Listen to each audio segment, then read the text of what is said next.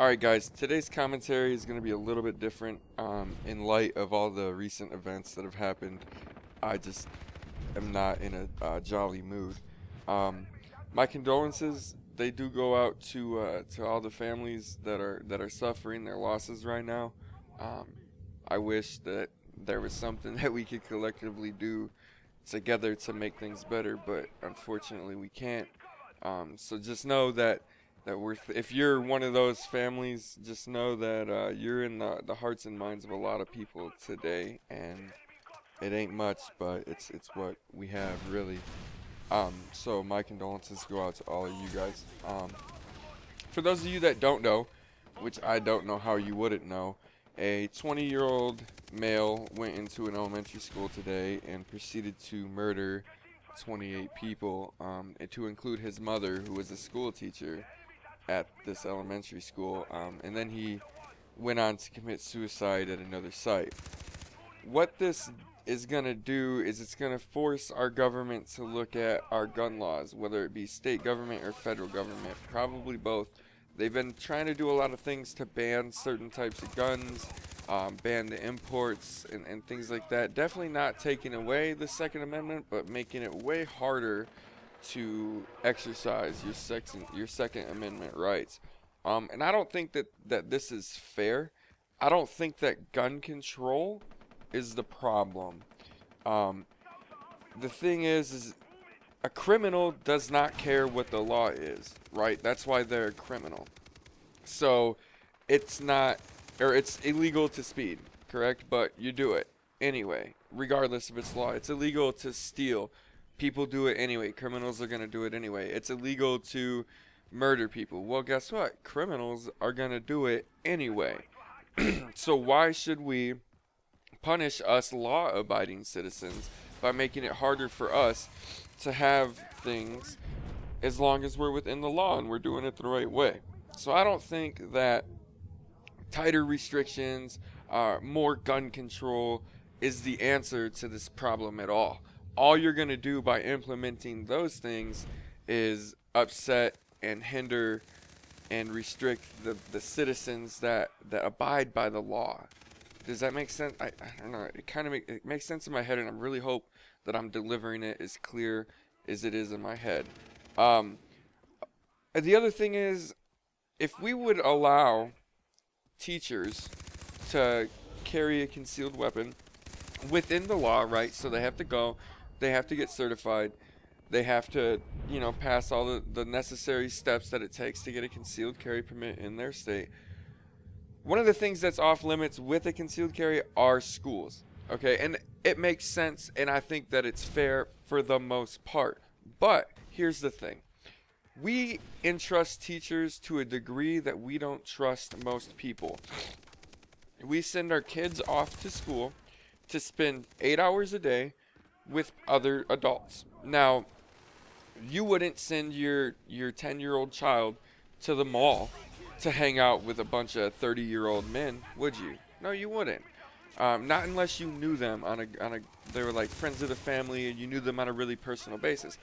But with teachers, with cops, with firefighters, we kind of trust those adults, military personnel, we trust those adults with our kids because they hold a job that kind of entitles them to that trust, right? It's a prestigious service that they're doing for us. So we trust our kids with them. So if we trust our kids with them, right, because teachers can molest, excuse me, teachers can molest, teachers can abuse, and it's happened. Teachers can influence, and I think influence is a big one. But they can do all of these things to harm our children, yet we still trust them. So if we trust them enough to not do those things, why don't we trust them enough to not shoot our kids or shoot other faculty members? Okay? Now, I'm not saying that every student, let's say college, for example, because you need to be 18 to own a gun here in America. Let's say college, for example. I don't think that students should be allowed to conceal carry on campus because they're students. When you're on campus, your job is to be a student. It's the job of the faculty and the staff of that campus to provide you the protection, to provide you the security, and to provide you the safety that you expect when you go to school. That's no different whether it be elementary school, middle school, high school, college, postgraduate school. You expect the staff to provide you security, safety, and protection while you're at that facility. Well, if we allow teachers who are within the law to conceal carry, things like this could be prevented. Okay, because if one teacher would have been trained, would have had a weapon, they could have defended all the kids in that building, and a significantly less number of lives would have been lost today. So I think maybe we should look at that part of the law. If we're going to reform gun laws, we should look at, should teachers be allowed to conceal carry in order to protect their students? Now, you're probably going to go, oh, well, that's just going to promote, teachers carrying guns, and what if teachers shoot things up? You're right. You're right. I will agree with you. We can't control what other people do. Does that make sense? But look at it this way. You allow cops to carry. How many times have we seen police officers step outside of the law and do things that we would deem against what they stand for? Cops beat people all the time. Cops shoot people and kill them. I'm not going to say all the time, because let's face it, it's like 1% of the police population that does things that they shouldn't. Okay? But sometimes cops flip a switch and, they kill people at a BART station in Oakland, right? Things happen.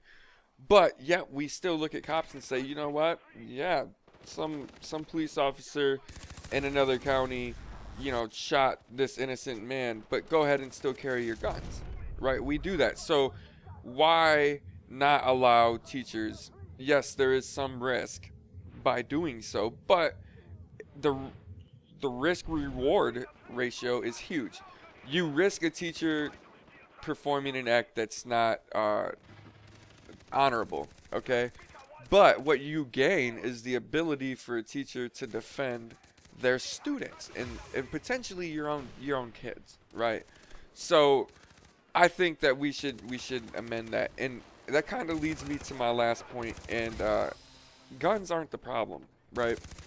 If I load a gun, I put a round in the chamber, I turn the safety on kill, and I set it on a table, nothing I do, or that gun is not going to go off. It is going to sit there on the table. It's not going to go off. It takes somebody to pull the trigger in order for that gun to fire. So instead of imposing more gun laws, which are going to cost money to enforce, right?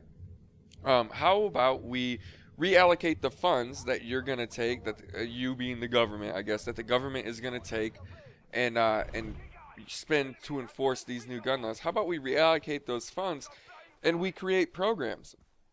We create programs to help raise awareness and to help provide treatment for people that are mentally ill or just violent people in general. Now, I think we can all agree that if you're going to go into a school and shoot a bunch of innocent kids, there's probably some kind of mental illness down the road. In most cases. Don't get me wrong, I'm not saying that everybody that performs an act like this has a mental illness. Some people are just violent individuals. But these programs can address that too. And you can go, oh, well, how are we supposed to know he's crazy if he's never done anything crazy before? Well, that's what the programs that raise awareness are for. If we spend the funds that it's going to take to enforce these laws on these type of programs, we could prevent these type of outbreaks in general. Okay, if we have assistance to those that may need it, right? And let's face it, like, you're not around an individual for 20 years and you don't realize, maybe this kid is violent, or maybe, just something, his gears aren't oiled properly, something isn't turning right in his head. So you can't tell me, excuse me, that if you had a kid and you raised him for 20 years, that you wouldn't notice if something was a little off. Well, that's what these programs could be for, is they could help you. I just want to make it clear that I'm not putting blame on this individual's mother at all. I'm just saying we build relationships and we learn who people are. um, you could get this individual into these programs, and even people that aren't crazy, even people that aren't violent, would benefit from programs like this, because they could go there and they could learn about the types of signs to look for in an individual that maybe very slim, but possibly might go off the deep end one day and do what this individual did today. So I guess my commentary was more on, I disagree with what the fallout of this is going to be, because it's going to be restricting those of us that comply with the law, and I don't think that that's fair. That's like punishing the good kids, for one bad pupil, right? A kid in your class throws a wad of paper at the teacher and the whole class suffers. That's unfair because everybody else didn't do anything. So that's kind of where we're at. Again, I'd really like to just, give my condolences one more time to the people that have to deal with this. I know the media damn sure isn't helping them. If I was in a situation like that, I wouldn't want cameras in my face. I wouldn't want cameras in my kid's face being interviewed just hours after something tragic like that happened. I think that is unfair to them, and that the media should relax a little bit.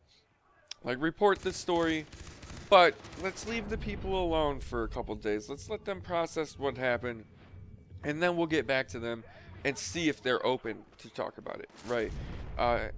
I think what they're doing is intruding on these people's lives in a manner that is unacceptable. I guarantee you, these reporters, if one of their kids was in the school, they wouldn't be running around interviewing people. They're kind of heartless about it right now at the moment, in my opinion. I really just wanted to share my opinion on the whole situation. I really don't know how to close this off. Like, it's not as fun as it usually is. So I'm just gonna end this commentary. There's not gonna be an outro, and I guess, thanks for watching, and hopefully something I said will resonate in your brain a little bit, and it made a little sense to you. So thanks for stopping by, guys, and have a nice day, I guess.